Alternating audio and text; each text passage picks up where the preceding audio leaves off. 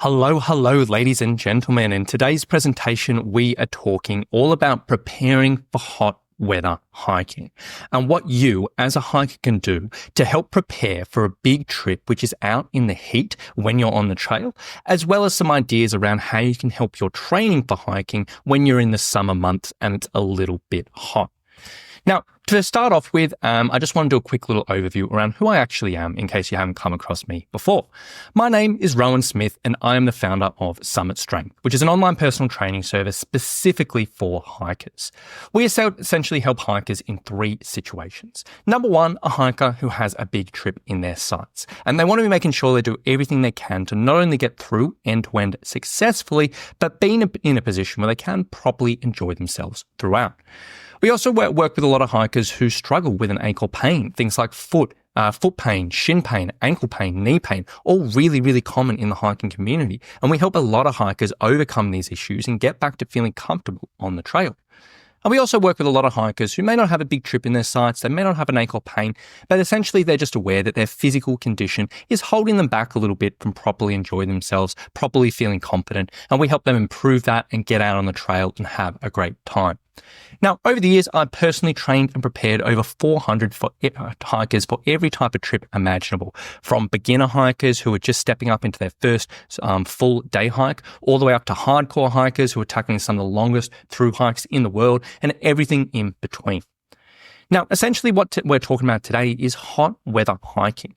This is going to be relevant for people who may be booked onto a trip which is going to be in a hot climate and potentially in the opposite climate than, what you're in currently. So it might be Kokoda. Kokoda for Australians is a really, really common one where we step over there, it's humid, it's hot, and it can be really challenging. Things like in the Greek islands or in Laos, Vietnam or Morocco and Turkey, or 1,000,001 different hikes, the Grand Canyon, the through hikes, which are going to be taking you over multiple biomes and multiple seasons. There's a bunch of different options and all of these tips are going to be relevant. Now, on top of that, a lot of the tips we're going to talk about today is also going to be helping hikers who want to just get through their training hikes in the summer. So I'm recording this in January in Australia, where it's obviously very, very hot, and getting out and actual hiking during this time can be a little bit tricky. So a lot of the tips we're going to be talking about is going to be helping with that as well. Now, today we're going to be exploring some really, really simple stuff. It's not going to be anything too groundbreaking, but hopefully it should be a nice overview around all the little bits and pieces you can do to help here. We're going to cover some simple nutrition tips. We're going to talk through some simple hydration tips, a little bit around training, physical preparation, and a little bit on heat acclimatization. So with that being said, let's just do a quick little overview around why we're talking about this, because we're all aware that hiking in the heat is tough. We're all aware that exercise in the heat isn't a huge amount of fun, but we want to dive into the specifics of this just so you can have a good overview around what's actually going on so you can be aware of why we do want to take this very, very seriously. Now, number one, first and foremost, endurance performance is progressively impaired the hotter it gets. Pretty straightforward. The hotter the heat out there, the harder and harder it actually is to sustain long outputs of exercise, hiking, running, walking, cycling, or whatever it may be. Very, very common. And a lot of our sort of actual performance on the endurance side of things will be reduced. We run the risk of dehydration and overhydration. Dehydration, even to a small degree, can significantly affect our endurance performance, our strength, and that more significant degrees can be a genuine health concern. On the flip side of things, overhydration is something that's maybe not talked about quite as much, but it's very, very, very important in the sense that we end up drinking too much water and we don't replenish our electrolytes, which we'll go into in a little more, and we end up getting an imbalance of our electrolytes in our blood because we're just having too much water. This can lead to something called overhydration, which in itself can be range from mild to pretty serious. And if you've ever heard of, looked into the Kokoda Trail, which I mentioned earlier, a few years ago, there were a few deaths on the Kokoda Trail, and a lot of them came from this overhydration. So it is a very, very serious thing that we need to pay attention to in these hot climates. Then we've obviously got heat exhaustion, heat injury, heat stroke, these progressively more serious things, which are not much fun. We've got cramping. That can be another issue in the heat if we're sweating a lot and drinking a lot of water, but not having a huge amount of electrolytes. All in all, hot weather hiking is something we want to take seriously, both for enjoyment and getting through your adventures okay, but also on the safety side of things. We want to make sure that we're safe. We want to make sure we're not getting ourselves into trouble, and we want to make sure that we're not having to fall into one of these categories. So let's start with nutrition for hot weather hiking. What are some simple nutrition tips you can use on a hot weather hike? Now, one thing we need to be aware of is that in the heat, our bodies burn more glycogen. Glycogen is essentially stored carbohydrates. Now, typically when we're exercising, the body will use quite a significant amount of carbohydrates to fuel our exercise, and that will vary depending on the type of exercise and the intensity of exercise. But one thing that can happen is in the heat, the body will rely more and more and more on carbohydrates, which is something we very much need to be aware of. This can also coincide with a reduction in appetite as well, because when we're in the heat, quite often we're like, I just don't want to eat. I'm just stuffed. I'm not feeling good. And it kind of coincides with the reduction of appetite. And this can end up being a little tricky, because one of the most common issues, I guess, in nutrition for hikers in general is most hikers out on the trail just generally don't eat enough, and they don't fuel enough, and simply just getting a hiker to fuel appropriately and get a little bit more food into them on a normal weather hike is one of the most significant things you can do to improve their energy and improve their performance. And most hikers end up under-eating, which can lead to earlier fatigue and make things a little bit harder.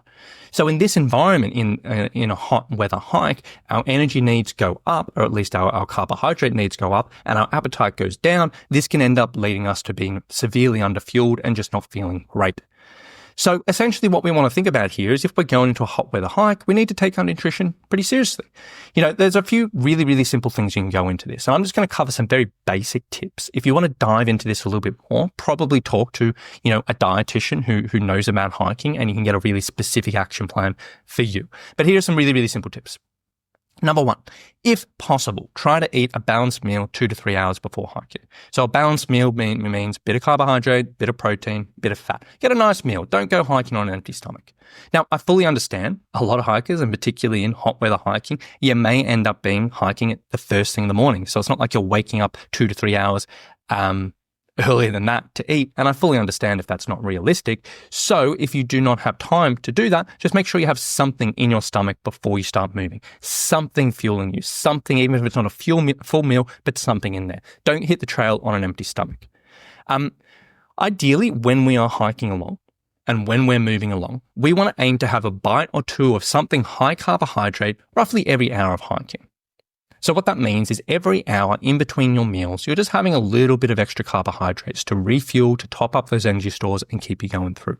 Now, this doesn't mean you have to have a full muesli bar every single hour. It doesn't mean you have to have a full piece of fruit every single hour, though if that works for you, great, but at least have a bite or two of something high carbohydrate.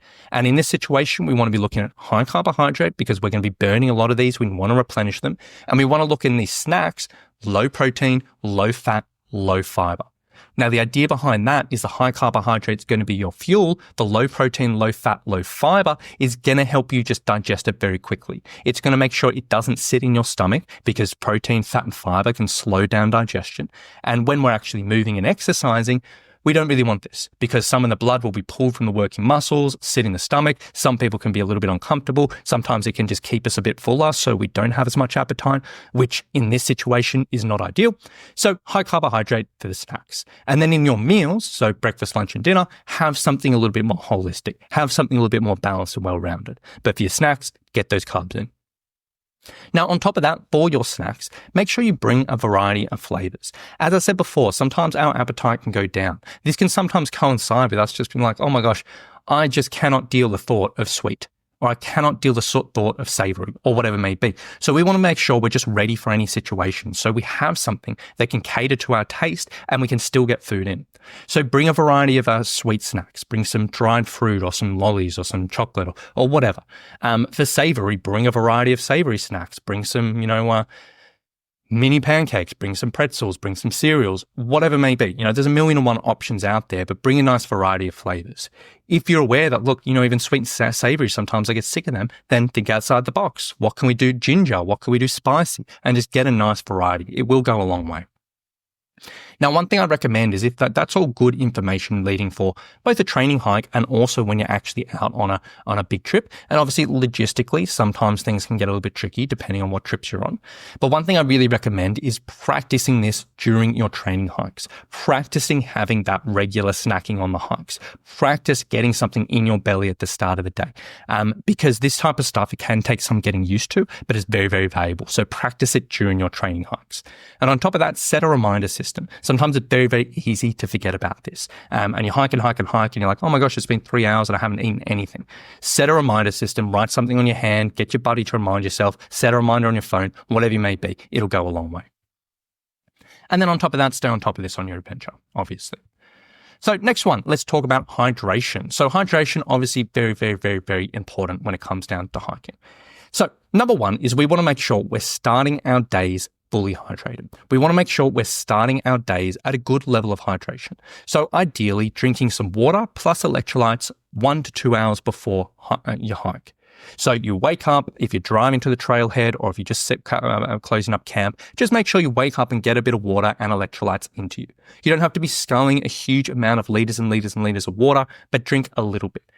Ideally, what we want to be looking at here is aiming for clear to straw-colored urine. This is probably the most simple way of judging your hydration. Now, if you're doing a training hike and you're just leaving from home, this is pretty easy to do. Just go to the toilet. If you're on an organized tour, depending on the toilet situation, this may be easy to do.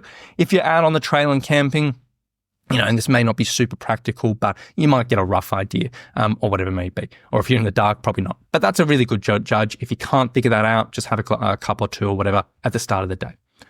Now, on top of that, when you are hiking, set yourself a reminder system to regularly drink. Similar to with the nutrition, it's very easy to forget about this. So set up some type of reminder system to regularly drink through the day. So you're sipping through the day and maintaining things. This may be a note on your hand. This may be your buddy. This may be a reminder on your phone, but set some type of reminder system up.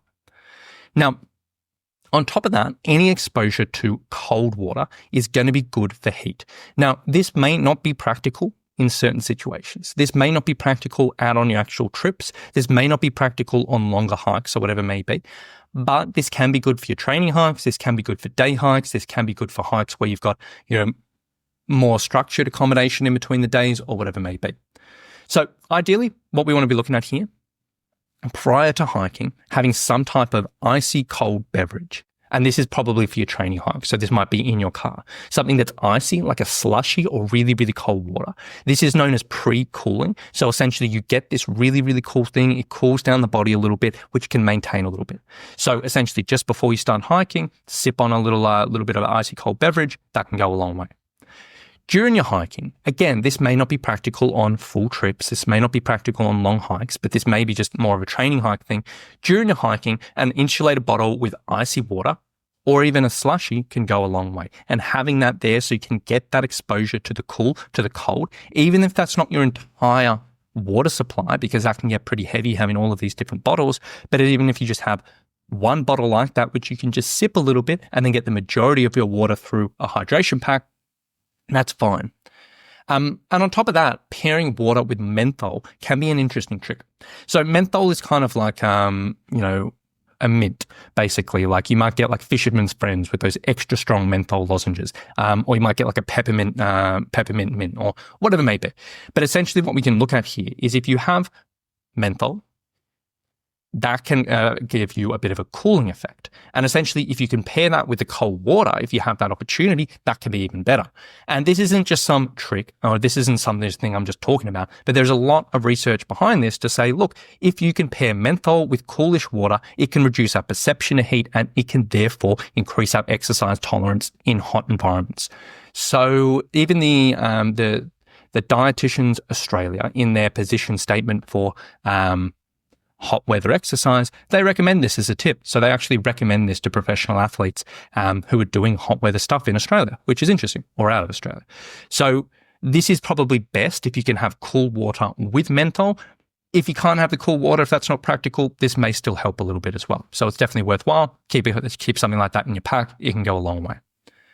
Now, a note on electrolytes. So I've mentioned electrolytes a couple of times. And it's a subject that's pretty interesting because some hikers out there avoid electrolytes for one reason or another. I don't know why there's resistance to it, but some people are like, look, I don't like having things unnatural. I feel like I get enough electrolytes in my food or whatever it may be. And a lot of people are a little bit resistant to electrolytes. But realistically, if you are doing hot weather hiking, I strongly, strongly, strongly recommend that you use them. There is so much evidence to show that electrolyte supplementation in hot endurance exercise can be incredibly beneficial. Now, a few things go into it. Electrolytes will support muscle contractions. The electrolytes in certain ways will actually support your muscles contracting properly. If we don't have enough electrolytes, which can happen when we're sweating out and sweating out and sweating out, and we don't have enough electrolytes, this can impair some contractions and make things a little bit harder and lead to fatigue or whatever it may be. Number one. Number two is electrolytes can assist in the absorption and retention of fluids. So essentially, if you are taking these electrolytes, it can actually help us absorb the water we're drinking a little bit better and actually help us hold on to that water a little bit more, which can be really good. Electrolytes can trigger thirst, which some people think a little bit backwards. They're like, hey, I have something salty or I have some electrolytes, I get really thirsty. That's making me dehydrated, but it's not really. It's just sort of saying, hey, the body is saying I'm thirsty, so I'm going to drink more, which is a good thing in a hot environment. So triggering thirst can actually help us get more hydration in. Can protect against cramps. One of the causes, not the only cause, but one of the causes in cramps is an imbalance in electrolytes. If we're sweating them all out and not replenishing them, that can lead to cramping. So this can help. And then also probably, as much as they're all very, very powerful, probably the most important thing here is it can protect against hyponatremia. So hyponatremia, that overhydration I mentioned before, typically will happen when you're going out in the heat and you're sweating. And when we sweat out water and we sweat out electrolytes and we're sweating. And then overhydration, hyponatremia happens when we're sweating a lot of stuff out and we're just drinking water and we just replenish water. And what ends up happening is the actual ratio of electrolytes to water in our body gets out of whack. Too low electrolytes, too much water, because we're sweating out electrolytes and drinking only water. And this can get us into trouble. So essentially, if we're drinking lots of water and we're also having electrolytes with it, this can counteract that. So very, very, very important. Now, a few tips when it comes down to electrolytes. I strongly recommend this. Number one is having them. But on top of that, if you can find a brand which has carbohydrates in it as well. A lot of people look at these and they're like, oh, I don't want electrolytes with sugar in them or anything like that. But as I said before, carbohydrates were burning a lot on the trail. Most hikers tend to undereat and underfuel on the trail, and if we can get a little extra fuel, it can be really beneficial. Having carbohydrates in our electrolytes is just a simple way of getting more carbohydrates, getting more fuel in a really simple solution. That's what it's designed for, and that is really, really useful for a hiker. So finding a brand with electrolytes is great. Now, one of my favorite brands out there is like Tailwind. It's a great brand. It's really, really, really high quality. Lots of carbohydrates, very high quality, subtle flavor, quite nice on the stomach. It's a really, really good brand, but it is definitely on the more expensive side of things in regards to electrolytes. Can be great, but it is a bit costly. If you're in Australia, Trail Brew is another pretty Aussie brand, which is pretty good. There's a million and one brands out there, in all honesty. Like, you can get anything as long as it's electrolytes, has some carbohydrates, you're pretty good. There will be varying different levels of quality and varying different levels of how much carbohydrates certain things have, but, it's pretty good. What I typically recommend in regards to practicality for electrolytes is one of the mistakes that a lot of people do, or the traps a lot of people do, is they set up and start the day. And they're like, well, I don't really need any electrolytes now. So I'm going to make it at lunch and I'll just sip it in the afternoon once I've got nice and sweaty or whatever it may be.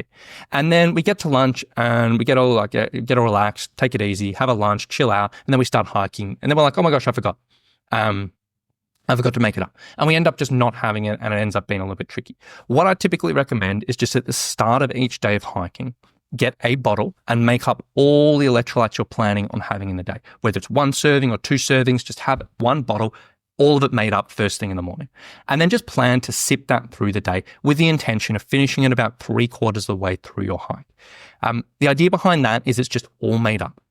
It's all done. You don't have to worry about it at lunch. You don't have to remember. It's just there. And sip on the electrolytes through the day. And then on top of that, what I typically recommend is having a hydration bladder and you just sip on that, the pure, plain water through the day as well. So you're not only drinking electrolytes. You can, but, but I typically make a bottle and then have my water on my back. I think that works out pretty well. Now, next up, let's talk about fitness. In the heat, your capacity to exercise decreases. And essentially, a high level of cardiovascular fitness has been associated with improved exercise heat tolerance. Now, cardiovascular fitness and aerobic fitness is the single most important thing for hikers anyway. And an added benefit for that is if we are improved fit, have a better fitness, we can actually be more tolerant to heat, which is great. On top of that is training can reduce the risk of injuries while hiking. One thing that can often happen is when we get really hot, when we get really bothered, when we get really tired from the heat, we stop thinking, we stop looking at the trail, we stop paying attention, and that's when certain issues can happen. We can roll our ankle, we can have a slip, a stumble, or fall, or whatever it may be. And just training in general and doing smart training in general can just reduce the risk of injuries. It can keep us a little bit fresher. It can sort of reduce the risk of things actually going wrong if we have a slip, and it's very, very important. On top of that, a higher level of aerobic fitness can lead to a more efficient sweating.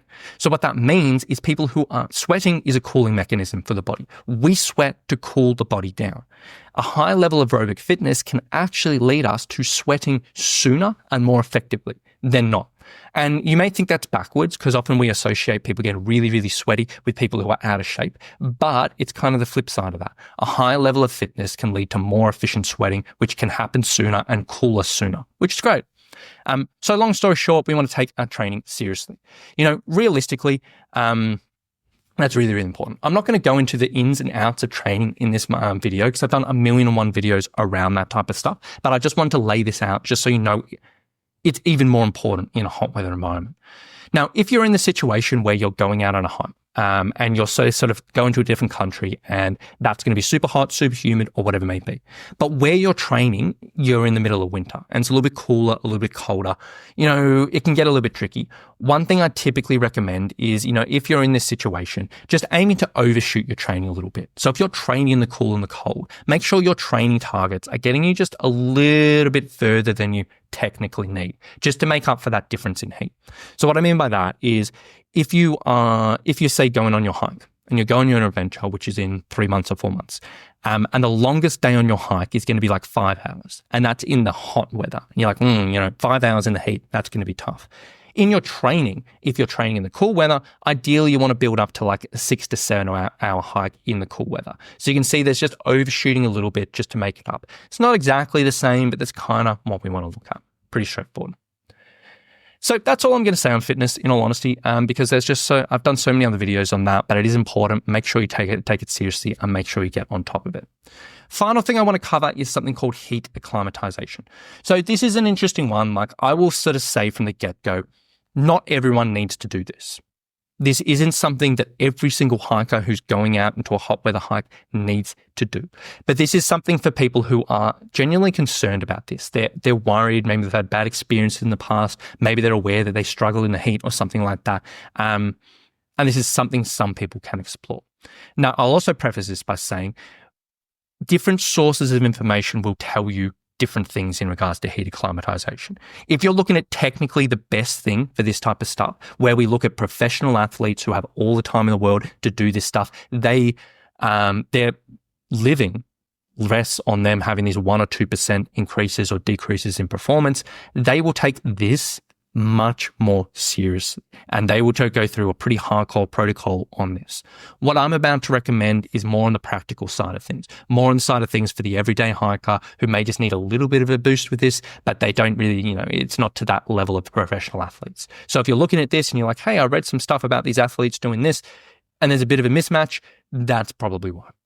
So when it comes down to it, is if you're preparing for a longer, strenuous, hot weather hike, heat acclimatization may be a strategy to consider. Now, heat acclimatization is pretty much what it sounds like. Getting your body used to the stresses of heat before you hit the trail. So it's pretty much the same as high altitude acclimatization. In the sense you go up to high altitude, the body's not used to that. So you take time and the body adapts and creates certain things in the body to help survive that environment. Heat acclimatization is the same thing. You expose the body to heat before you go on this adventure so it can get used to this, create certain adaptations, and hopefully have you feeling a bit more comfortable. Now, technically, heat adaptation leads to adaptations that can reduce physiological strain on the body, improve your comfort, increase your exercise capacity, and reduce the risk of serious heat illness during exercise in hot weather. Bit of a long sentence there, bit of a mouthful, but basically saying there's 3 or 4 things there which can be really beneficial from this type of stuff. Now, this will naturally happen if you're out on the trail in longer hikes. So you don't have to do these protocols or anything like that. If you're out on, say, a week-long hike, this will naturally happen over the course of that week. The first few days will suck. They'll be really sweaty, really hot. You'll really struggle. Start getting a little bit easier, a little bit easier, a little bit easier. Towards the end, you'll be feeling pretty good. So this will naturally happen, but it does take some time. Those first days can be tough, and then depending on the person, it may take the entire hike for you to get used to this. So the idea of heat acclimatization is trying to attack this early. If you are worried about heat, adding a little bit of heat exposure in your training in the last weeks before your trip can be potentially useful. So what this can look like is if you have the opportunity to hike in the heat and actually hike on hotter days and do some of your training hikes on hotter days intentionally, this can be great. So, for example, summer in Australia, a lot of us sort of say, hey, in the summer, we're just going to hike really, really early in the morning because that's usually safer, that's usually better, and that's usually more comfortable. But if you are preparing for a super hot weather hike and it's coming up and you're like, well, I need to get ready for that, it may be worthwhile doing some hiking on some slightly hotter days and exposing the body to exercise during that. Obviously, we need to balance this out with safety. Obviously, we need to make sure we're not getting heat exhaustion, we're not getting, crazy sunburn or around this, but getting some extra exposure to heat can be good. Now, this may not always be practical for people, so probably one of the more practical things, if you're in the middle of winter or if you don't like hiking in the heat or if it's just doesn't work for you, doing some sauna work can often help. So basically going down to a local gym, sitting in a sauna 1, 2, 3 times a week for a little bit of time can sometimes kick this over. Now, honestly, if you're looking at any of this type of stuff, hot weather hiking, sauna, you want to be sensible and safe here. This isn't a type of go hard, go home. This isn't a type of just push yourself to the limit. This isn't a type of thing where you're absolutely spending hours and hours here. Be sensible and safe. Really.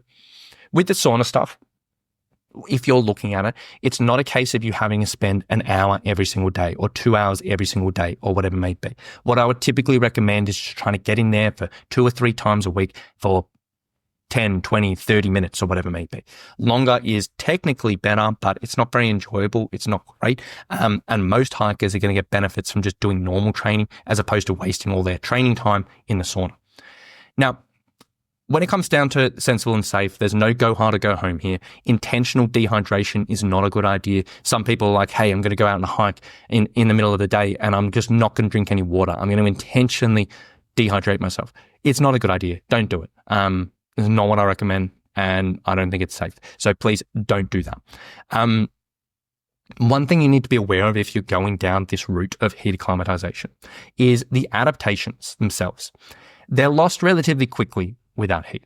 So if you have a week or so or more without actually having this exposure, it's probably going to start to drop off. So what I typically recommend to hikers here, if they're going down the sauna route, is sort of in the last 2 to 3 weeks of their training, do a bit of sauna work and do their sessions, then go down a local gym, sit in the sauna for a little while and use that.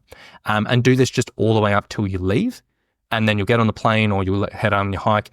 You'll get on the hike and, it hopefully won't be a week until you meet the heat. So essentially you just want to do this at the very end of our training.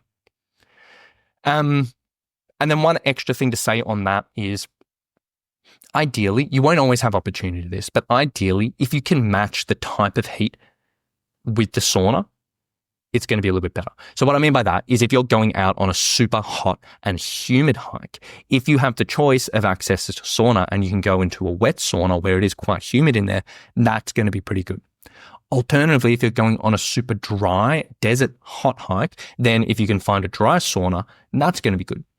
If you don't have that luxury, which probably most people don't have the luxury, I should say, just use whatever you have access to. It's still going to be beneficial, but if you do have the option, matching the type of heat can increase it a little bit.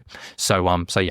So heat acclimatization, pretty simple. Just get exposure to heat in those last few weeks of training. Don't go crazy with this. Be sensible. And this doesn't replace your normal training, but it's just an extra addition. Now, with all that being said, hopefully that gives you a few ideas in regards to, helping with hot weather hiking. A lot of the stuff you may have already heard before. A lot of stuff isn't too groundbreaking, but hopefully just gives you all in one place some practical, simple tips you could put into action. Now, if you were looking at a little bit extra help here and you're like, you know what, this kind of sounds good, but I need some help putting this all together, I've got two things for you, which you can explore, one free, one paid. Number one is if you wanted a free option where you can just kind of sort of come in, get some extra information, you can come join our Training for Hiking community. This is a great community place where we have loads more webinars and resources. It's probably the best place to ask me questions, where you can post up questions up. I can give you a pretty thorough response in there. And it's also a really nice community of hikers all around the world. If you want to find that, you can go to www.school.com/training-for-hiking. It's completely free. You can sign up there, get involved.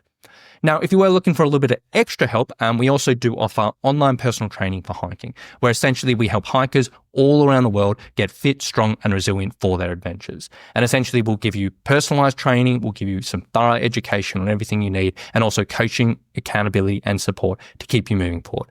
If you want to learn a little bit more about that, you can go to summitstrength.com.au/online. Check it out from there. So free and paid, both of them are great, and I'd love to see some of you, in either of those capacities. So with all that being said, I really do hope this webinar has given you a little bit extra information for this. Hot weather hiking can be a little bit tricky, but hopefully with some of these tips, you can put them into action and they can help you feel a little bit more comfortable. So if you do have any questions from that, please join our community, post up. I'm more than happy to answer anything. And aside from that, I hope this helps and happy hiking ahead.